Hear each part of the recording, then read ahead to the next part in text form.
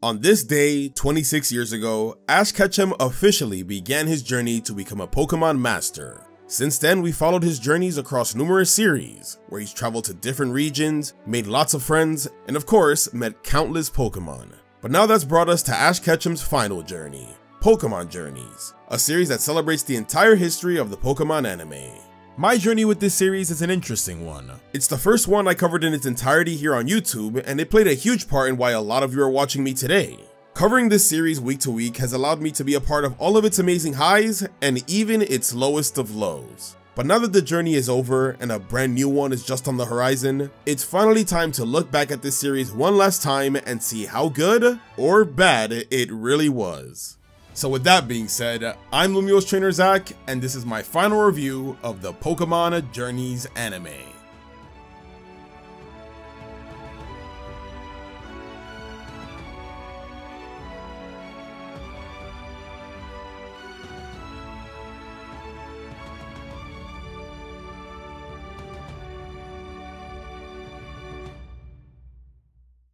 Now, if it wasn't obvious already, Pokemon Journeys is very different from its predecessors. Because of this, I feel like the first thing we should go over is its direction and structure, as it's the biggest reason why this series is the way it is. Yeah, it has none. Okay, that's not entirely true, but let me explain. Our journey with Journeys began back in September of 2019, where we got our first teaser trailer consisting of starter Pokemon PNGs. And oh my god guys, I think the XY art style might be coming back. This teaser was a big deal because not only did it reveal that the anime was going back to being simply called Pocket Monsters, but the series would also feature every region, not just Galar. Then we got another trailer featuring the dual protagonist Ash Ketchum and Go. Seeing this was pretty hype, and the cool visuals even further push home this new world traveling concept. And is that Greninja? This series is gonna be amazing, right? A series focusing on Ash traveling the entire Pokemon world is honestly something we could have only dreamed of at the time. A concept like that could lead to endless possibilities. All of Ash's companions could return, his Pokemon could return, we could literally see any character in this series. And that's just scratching the surface. Visiting every region could also lead us to seeing in-game locations that weren't adapted. We could see characters that haven't made it into the anime yet, and maybe this series could also tie up loose ends like the GS Ball. Yeah, this is where we run into our first little conflict. The concept of this series was a double-edged sword, cause although it might have sounded amazing and promising, the scope is just too large, making it impossible to please everyone. With every other series, it's simpler. They just focus on the latest region, so we kinda know what to expect. But making a series focusing on every region opens the floodgates to infinite possibilities and expectations that just won't be met. Now sure, some of the hopes I mentioned did come true, but for every character return we did get, is another that we didn't get and someone probably really wanted. Now this isn't really anyone's fault. Sure, we might have all had really high expectations, myself included, but the Pokemon anime has years of history. So if Ash is revisiting old regions, you can't blame someone for wanting to see Tobias return so Ash can finally get revenge and beat his cheating ass. But now that we know how the series plays out, we can finally put our expectations to rest and judge it for the actual story it wanted to tell. The story of Ash trying to battle Leon and Go trying to catch Mew. Honestly, it's great to see that this series had a very clear goal it was aiming towards. The problem, however, is that this series also decided to be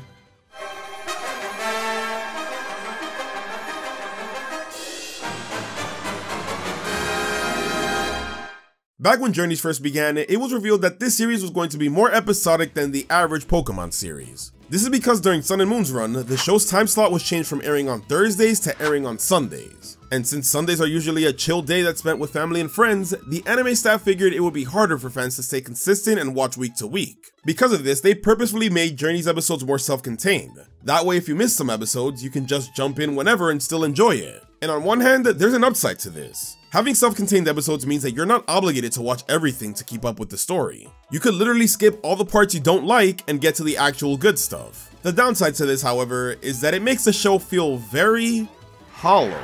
Sure, the episodes might be good on their own, but together as an overall narrative, it's not very satisfying. Because everything is so self-contained, the episodes barely feel connected. The most important storyline is Ash's World Coronation series battles, and even those felt extremely random as to when they'll happen. Sometimes battles are 13 episodes apart, sometimes they're 5 episodes apart, and sometimes Ash is introduced to a major game character in the same episode he battles them, only to never see her again. Can you tell I'm still salty about that? Because these battles essentially happen at random, there's no build up to it like in previous series, where Ash and the audience know what the next destination is. Even in Alola, we got arcs dedicated to building up to Ash's grand trials. But in Journeys, all the major battles and events in between feel sporadic. Case in point, Ash's first interaction with Bee. He gets bodied by her, potentially setting up a training arc, only for the next episode to focus on Go catching a Pikachu like Ash's loss never happened. Then after that we see the effects of the Bee battle, but then Ash goes to Alola for unrelated reasons. Then he goes looking for fossils just for fun, and then he has his rematch with Bee with zero on-screen training. What the heck? This is what I mean, there's no structure here. Journeys honestly feels like it has a checklist of cool things it wants to do, but couldn't come up with a cohesive way to connect them. It's counterintuitive because this series has very clear goals it wants to get to that need proper build-up, but it can't have too much build-up in case you miss an episode. I hope you see the problem here. Journeys' episodic storytelling goes against the very story they're trying to tell. This proved to be a detriment in many ways, because trying to make every episode feel self-contained forced cool ideas that are better suited for multiple episodes to be rushed and crammed into one. One of the best and earliest examples of this is Karina's return episode. It had the huge task of reintroducing Karina and Gherkin, introducing Battlefest and how they work, reintroducing Mega Evolutions, setting up development for Ash's Riolu, having Ash battle and defeat Karina, and Go's catching Pokemon. That is way too much for a single episode to handle. Because of this, Karina loses to Ash pretty easily, which undermines all the development we saw her go through in XY. I'm sure this wasn't the intention, but it's the result of trying to cram everything into one episode. I think we all can agree that this could have been a two-parter. And if you're a regular viewer, then you know I've said this quite a few times about Journeys. Eventually though, near the end of the first season, Pokemon's time slot was changed once again, going from Sundays to Fridays. Hey, now that it's back on weekdays, does this mean we'll lose the episodic formula? No. The only real benefit to this change was allowing the Darkest Day arc to be 4 episodes long, and even that felt kinda rushed. How come? We just got 2 or 3 scenes prior, and then they kinda just threw it all at once and moved on from the Sword and Shield content. So to recap, Journeys' episodic format resulted in rushed episodes, rushed arcs, little to no cohesion between episodes, and wait, what's that? Hold up. In a series where there's so much we could be doing, why did we get filler? This should be the one series that has 0 filler. Now granted, compared to other series, the amount of filler in Journeys isn't so bad, it's actually tolerable. The problem, however, is that every inconsequential, skippable filler episode could have been used to give us an episode we actually wanted. Instead of giving us an episode where Jessie bonds with a random Ditto, how about you make Jessie actually catch something? Instead of an episode where Lucario and Cinderace fool around in Castelia City, how about an episode where May comes back? Instead of an episode where they played a game of Among Us where, spoiler alert, it was Team Rocket all along, who would have thought, give us an episode developing Ash's team some more. Like I said, the sky's the limit with what you can do in this series, so getting random filler episodes just makes it feel like they aren't taking full advantage of the concept, especially when we got those annoying 2-in-1s. This series is supposed to be a world-traveling odyssey, but instead it feels like I'm watching an episode of SpongeBob, and not the good kind. The inner machinations of my mind are an enigma. I'm excellent! Also, it does not help that a lot of these episodes take place in Kanto. You think they focus on Galar the most since it's the newest region, but they didn't really do much there aside from the Masters Tournament and the Sword and Shield story. So much for seeing every region equally. Next, I want to talk about the production of the series. So funny story, production-wise, I think Pokemon Journeys had a really strong start. Based off the first few episodes, things were looking really good until... Yeah, in case you live under a rock, we kinda went through a world-changing event, you know, global pandemic and all, no big deal. Because of this, Pokemon Journeys went on hiatus after episode 22. The series would then return after 6 weeks, and it seemed like things were going back to normal, at least for the anime. However, the effects of the pandemic would continue to bring frequent break weeks throughout Journeys' run. More than the average Pokemon series, mind you. I bring this up because a lot of people like to blame COVID for Journeys' problems, much like how real-world events screwed over Black and White's original plot, and although it did cause some issues for the series, it is not fully responsible. A lot of Journeys' direction and structural issues were present before the lockdowns even happened. We just didn't notice it yet. For instance, why did it take 10 episodes for Ash to catch his first Pokemon of the series? That was over 2 months where Ash wasn't really doing anything. Also within that time frame, we got 2 of the worst Journeys episodes back to back. It wasn't until episode 13, 3 months into Journeys' run, where we finally found out what Ash's goal was gonna be. And before the hiatus, we got previews for the Karina and Raihan episodes, meaning these episodes were always gonna have their rush pacing regardless of COVID. So yeah, that's just always been a Journeys problem. Some other production problems include the series changing directors midway through, only to drop them near the end and have no director. Huh, I guess that answers the direction issue. And then there's also the fact that a good chunk of the staff was laid off before the Masters Tournament. I could not make this up even if I wanted to. This is when the production of the anime started to implode, cause on top of having Journey's rushed episode structure, we got constant breaks and recaps to help give the staff more time to properly work on the anime. It was so bad that there was a legit month break after the quarterfinals and semifinals of the Masters tournament. Anyone who was watching during that time can tell you, it was a terrible experience that drained a lot of the hype of what was supposed to be the climax of Journeys. Luckily, by some miracle, despite the production going to shit, they were still able to stick the landing and give us one of the best episodes in all of Pokemon. So kudos to them.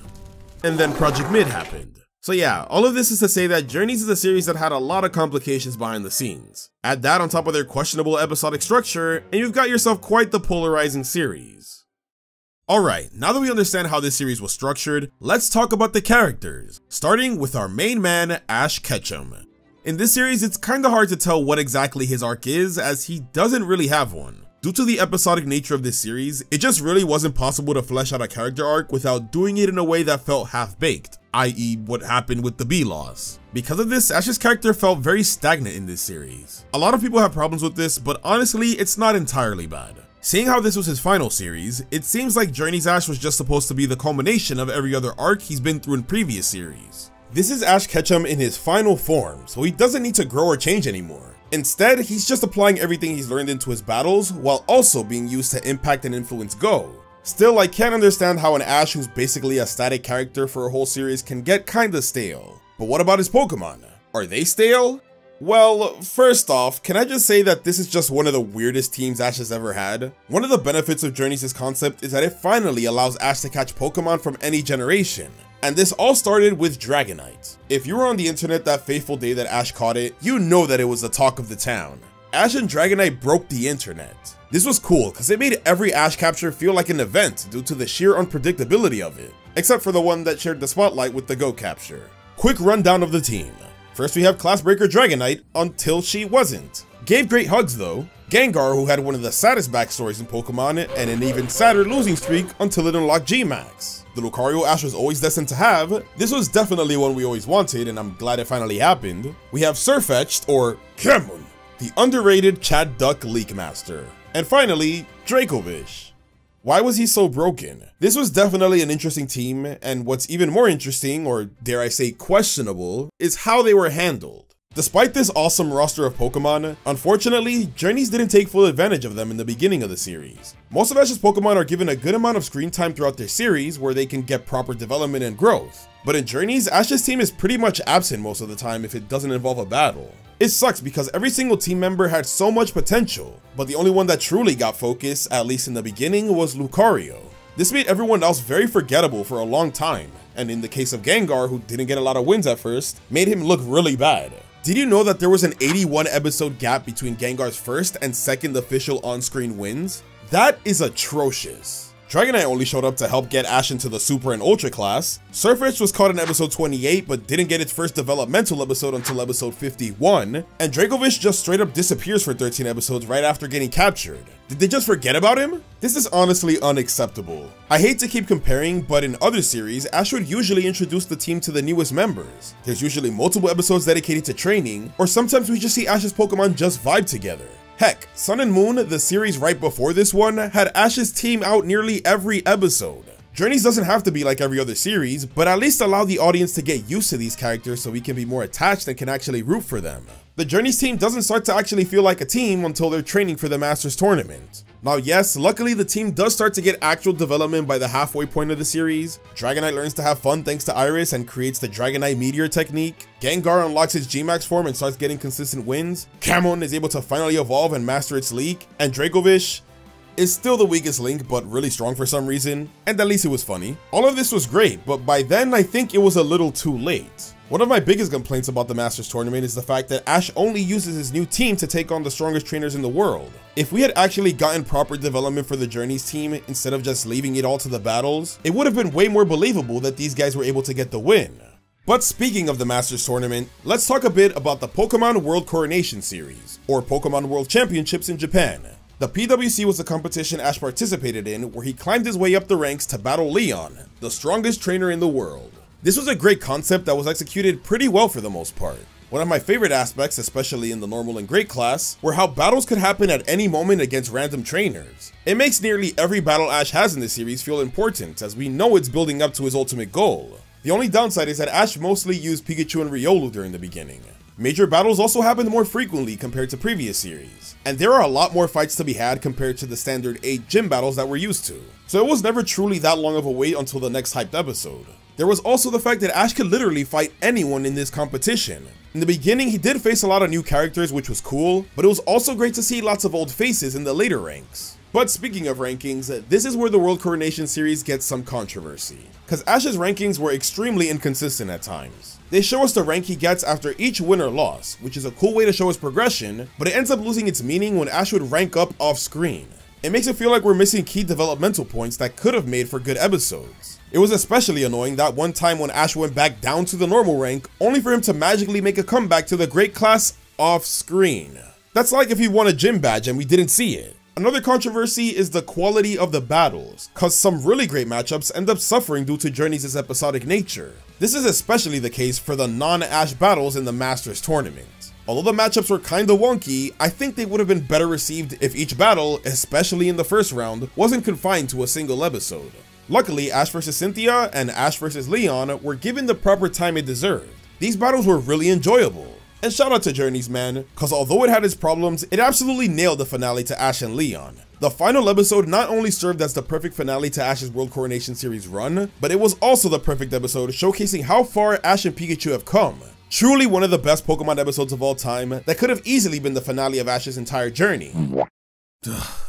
Don't worry, I'll talk about Aim to be Mid in a bit, but for now, how about we focus on the other main protagonist, Go. Jesus. Okay, I guess the controversies just don't end, huh? Okay, here we go. Go is an interesting character, cause people either love him or they absolutely despise him with every fiber in their being. I for one actually really enjoyed Go as a character. It was cool to see this series fully tackle the dual protagonist route, something they kinda tried with Diamond and Pearl. I like how he was basically a foil to Ash in many ways that would slowly be influenced by him. He also had a little character arc where he learns to be social thanks to the many Pokemon he catches and the people he meets in his journey. Man is just like me for real. It's great to see him truly grow and come out of his shell by the end and be ready to travel on his own, even though it might hurt. In many ways, Go's character parallels Ash when he first started his journey, which is why they worked so well together. They had an almost brotherly bond that I really like seeing. This was definitely one of my most favorite aspects of this series. Go is also really cool because he's basically the Pokemon Go character, meant to represent that huge side of the franchise. I always thought this was a cool idea because Ash's goal was never really to catch them all, he was always more battle focused. So now with Go, we have two of the major aspects of the franchise being represented, battles and catching. There are some really fun catching focused episodes that truly capture, pun intended, this sense of adventure that I really enjoyed. I especially love those episodes where Go is slowly building up to a final boss that he has to battle and then catch. These are peak Go episodes in my opinion. Unfortunately, I feel like I've said that word a lot, not all captures are like this. Now, although the concept of the Pokemon Go rep seems really cool, some of the biggest controversies around Go lie in the fact that he catches a lot of Pokemon really easily. Now, I get it's supposed to reflect the catching mechanics of Go and Let's Go, but in the context of the anime, it does not hit the same. Seeing Go catch tons of Pokemon just by throwing simple Pokeballs kinda spits in the face of captures in previous series where they're clearly more meaningful. And okay, maybe you can justify some of the weaker captures. I mean, Ash did make his first catch the exact same way Go did, but when he's catching fully evolved Pokemon without even battling them or forming some type of respect, it just feels wrong. And don't get me started on Suicune. That was terrible. Also, because Go catches so many Pokemon, most of them end up being completely forgettable, as realistically, he can't use them all. Sure, there are a few reoccurring Pokemon, but with how little they're used, they just end up being very one note. Scyther likes to fight, Raichu likes to feed, Greedent likes to eat, and Dugong's a simp. The only Pokemon that are actually fleshed out are the Galar starters, and even their treatment is kinda questionable. Cinderace, Go's partner Pokemon, has a really rushed evolutionary arc. Then Go just kinda stops using him in favor of Sobble, and then Go stops using Sobble once it evolves because it was depressed, which was just an excuse to focus on Grookey. Now once Inteleon is fully evolved, we start to get a more balanced usage between the starters, which is pretty cool. Took like 80 episodes, but they did it, but that still doesn't change the fact that Grookey, the starter with the most screen time, does absolutely nothing in this series. He was just the annoying comic relief Pokemon. What a waste, man. Speaking of waste, let's talk about Project Mew. This was a pretty cool way to show progression towards Gold's goal to catching Mew. It consisted of interesting Pokemon related missions, brought back the GOAT Gary Oak and gave him time to shine, and even introduced great side rivals for Gold to compete against. Too bad by the time we reached the climax, this saga fell off harder than the Unravel League. For one, Project Mew was introduced pretty late into the series, so it was obviously an afterthought, and with all the breaks and recaps happening during the final year of Journeys, it had to be rushed and crammed into 2 measly episodes right after the Masters Tournament. After all the hard work they put into Ash's finale, you could tell they could not give 2 shits about finishing off Go properly. I have never seen such a sloppy climax for a companion. It's almost like they didn't care, which is sad because at least during the start, the Project Mew missions looked to be really promising. It also doesn't help that Go was making less captures during this point, almost like the writers kind of given up on his goal of catching every Pokemon. So yeah, although I really do like Go, I will admit that the way his character was handled was less than ideal, which is surprising considering he got so much focus and screen time, sometimes more than Ash. But that's still not worse than Chloe. Now listen, if you like Chloe, more power to you, but she just felt like a huge disappointment to me. She barely qualifies as a traveling companion and has a pretty underwhelming story arc. Her whole thing is that she doesn't know what she wants to do. She's feeling the pressure of her father's career, but is trying to find her own goal to pursue. This sounded really interesting, and there's even the fact that she didn't even like Pokemon in the beginning. It was great to see Chloe develop from someone who's very apprehensive towards Pokemon into someone who's now fascinated by them. The thing is though, Chloe doesn't get enough screen time. At first, it seemed like the series was building towards Chloe becoming a traveling companion, but instead, once she gets Eevee, she's basically just a plot device used to show off all the evolutions cause Eevee doesn't know what it wants to evolve into. Spoiler alert, it doesn't evolve. This evolution of the day format made Chloe episodes extremely boring and predictable at times. And honestly, although they did way less in this series, I enjoyed the presence of Cerise, Krissa, and Ren way more than I did with Chloe at times. She went from being a really interesting character to generic Pokegirl with an Eevee. Now it's not all bad with Chloe as she has some really good moments. In fact, some of her best moments come from her interactions with previous companions that help inspire and influence her. Too bad this doesn't really lead to anything. In the end, Chloe does find the goal for herself, sorta, and that's to become her father's newest research fellow after Ash and Go leave. You've gotta be kidding me. So not only did it take the entire series for Chloe to do what she should have been doing, but she's basically following in her father's footsteps, the very thing she didn't want to do. Now, I don't want to be totally negative about this because there is a slight nice side to this, you know, Chloe learning to appreciate her father's passion. But if we got to this conclusion a lot sooner, I think we would have appreciated Chloe's journey more alongside Ash and Go. But the thing is though, what made Chloe interesting in the beginning is the fact that she wanted to find her own path. So her entire character arc just kind of felt like a waste of time with this conclusion. That's like if Serena became a Rhyhorn racer at the end of XY, or maybe became a gym leader at the end of AG. But okay, as much as I didn't like Chloe, at least she wasn't a main character, so it's not like she was present all the time. But you know who are main characters? Team Rocket. So do you guys remember how great Team Rocket were in Sun and Moon? Well, f that. Here's Pokemon Journey's Team Rocket. Arguably the worst version of Team Rocket since the original series, full stop. Team Rocket have always been a problem for me, what with their annoying interjections to help move the plot forward, but at least they had some redeeming qualities. Team Rocket can be really funny. Sometimes they're cool and serious. Sometimes they have side goals. And at the very least, Team Rocket are always fantastic when it comes to how they treat their Pokemon. It's their best quality. Pokemon Journeys takes all of that away, however, with the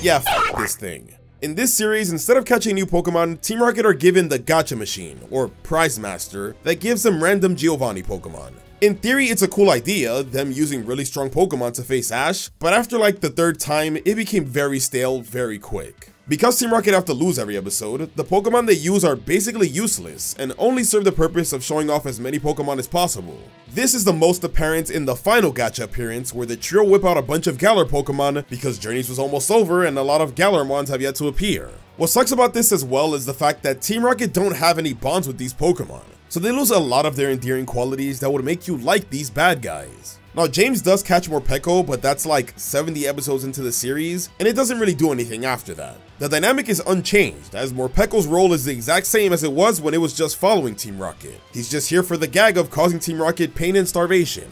Team Rocket still has some good moments in this series though. Like literally any episode that doesn't feature the gacha, their commentary during the Masters 8 was awesome, all the episodes specifically focusing on them, and especially the episode when all their old Pokemon came back. cause who would have thought that having bonds with their Pokemon would make Team Rocket more enjoyable. But yeah, that still doesn't change the fact that Team Rocket for the majority of the series are just their annoying selves, trying to steal Pikachu, but worse now cause they use Pokemon we don't even care about. And now, before I cover the conclusion, let's talk about the returning characters, as this played a big part in the series as well. Because Journeys takes place during the 25th anniversary of the games and anime, it made total sense to see the return of many fan favorites, so it was great to see Journeys take advantage of this. Regardless of how you feel about the series and how these characters were handled, there's no doubting that returning characters was one of the biggest selling points of this series, and people have been and will continue to watch this series for these characters alone. For the most part, I think these characters were used pretty effectively, as their returns all served a purpose. For example, Karina's here to help develop Ash's Lucario, Drake's experience as a sailor is used to aid Go on one of his trial missions, Dawn and Serena are used to help get Chloe out of her shell, Gary is here to be a rival for Go in Project Mew, Paul training Ash for the Masters 8, these two are some of the best returns by the way, and then of course they are the PWC contestants that provide Ash with fun rematches or battles that he never got to have. Even return of minor characters like Chuck and Erica are used effectively in their episodes as supporting roles. This was definitely a highlight of the series. Top that with cameos of tons of other characters as well, and you can truly see that this series is meant to be a celebration of everything that's come before. Now the biggest returns I'm sure we all care about the most are Ash's companions, so let's rank them all from worst to best. Number 14. May and Max. They only get a cameo during the Masters 8, but it was still cool to see that they were able to make an appearance in some way, considering May's voice actor has a condition that would make it really hard for her to voice her right now. Number 13.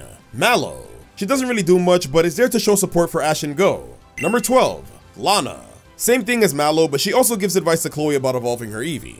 Number 11. Sophocles. Also same as Mallow, but he at least got his own episode dedicated to his astronaut goal. Number 10. Silent. Couldn't really do much as he had to share screen time with Brock and Misty, and he doesn't show any progression as a Pokemon connoisseur. Number 9. Tracy Sketchit. Watched all of Ash's Master 8 battles, was given his first speaking role since AG, and even evolved his Venonat. Number 8. Brock.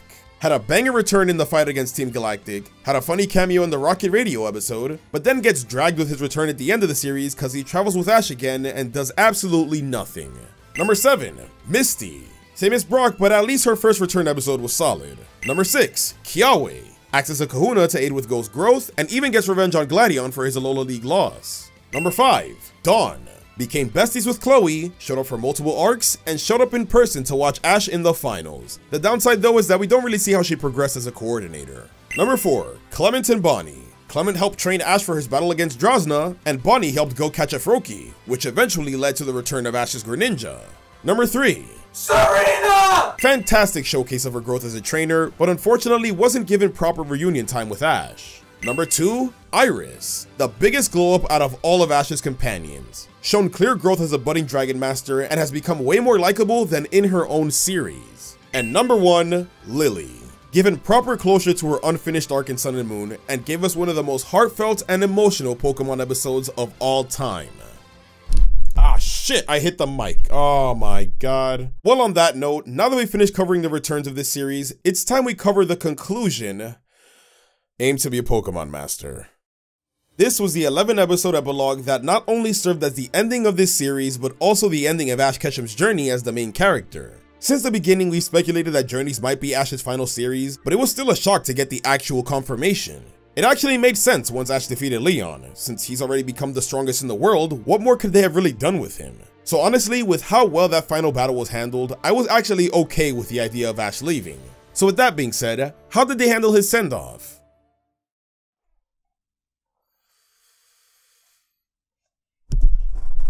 Aim to be a Pokemon Master might just be the worst ending to any Pokemon series, and I do not say that lightly. These 11 episodes focus on the casual, episodic adventures between Ash and Pikachu, where they help out Pokemon and get stalked by a Latias. Oh yeah, and Brock and Misty are back for nostalgia. This was extremely frustrating, as it turned what could have been an amazing send-off and finale for Ash into a let's be like Kanto one more time for the good old days. And look, I totally get it. Ash already won the big battle, so he's traveling for fun with no real goal in mind. I have no problem with that. In fact, there are some really good episodes to come from this. We see Ash nurse Latias, Ash battles Misty, we get the return of Silent, Squirtle, Lapras, and even Pidgeot. Ash even commands a Latios here, and this is also where he starts to rotate with all of his old Pokemon.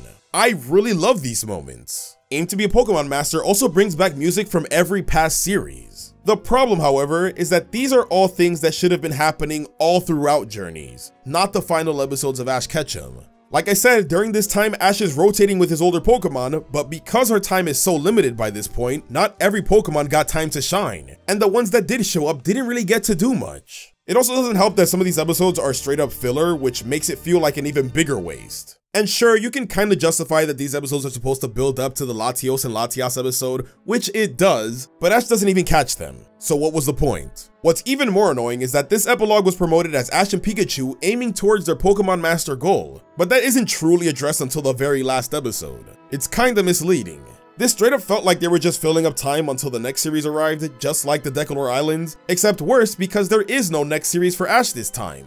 This was his ending. It's sad because this is not how you send off a long-running character who's loved by many. Speaking of which, the ending of Ash is also meant to be the ending of Team Rocket, which, hallelujah, am I happy about that. But alright, even though I don't really like them, even I will admit that they deserved a better send-off as well. They do get one great episode where all their HQ Pokemon return, which again, should have happened a long time ago, but it gets ruined with this dumb fight that they have that takes until the last episode to resolve. And even there is just kinda rushed and there was no real ending for them. Now, despite my complaints with Aim to be Mid, I think the final episode is actually pretty solid. I just wish it didn't take till the literal end of Ash to figure out what being a Pokemon Master means to him. After Gary asks him the big question, we see Ash in deep thought and contemplation about his goal, which is a first, but he gets over it pretty quickly by the end. It's a shame because I think it would have been far more impactful if we actually used these 11 episodes to give Ash proper time to think and figure it out. But either way, seeing Ash go out in the very end is still very emotional. I truly am grateful for this character, and it's because I care so much about him that I want the very best ending for him. So I hope you understand where I'm coming from.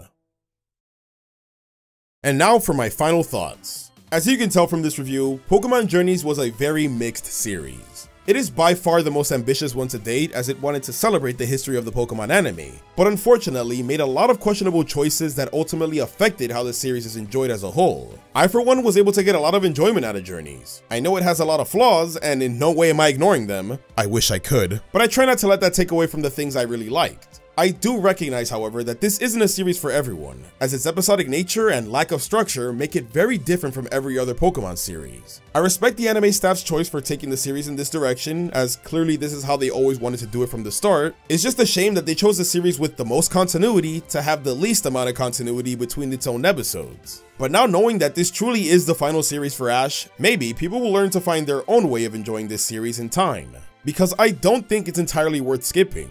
Despite the annoying fillers, there are still a lot of great moments, lots of fun battles, and tons of returning characters that make this series worth watching for fun. But instead of watching this series as a whole, just choose the episodes that best interest you. It's probably the best way to go about it, and it's how I plan to revisit this series in the future. And now that I think about it, maybe this was the point all along. I guess it's true what they say. It's about the journey, not the destination. 'Cause this journey had no destination. Yeah, I hate that I had to say that too. It's interesting, because now that the new series Pokemon Horizons is on the horizon, it seems like it's going to have a similar concept to Journeys, traveling across the Pokemon world. So even though Journeys took quite a few L's during its run, let's just hope that the anime staff learned a thing or 12 and get the concept done right this time. And who knows, maybe, just maybe, we'll meet our boy Ash there once again. Thank you all for watching my final review of Pokemon Journeys. Let me know your thoughts about the series in the comments. Shout out to my amazing channel members for their extra support, and consider becoming one as well to watch these videos days early. Last but not least, make sure to live your life to the fullest, and have yourself a damn good one.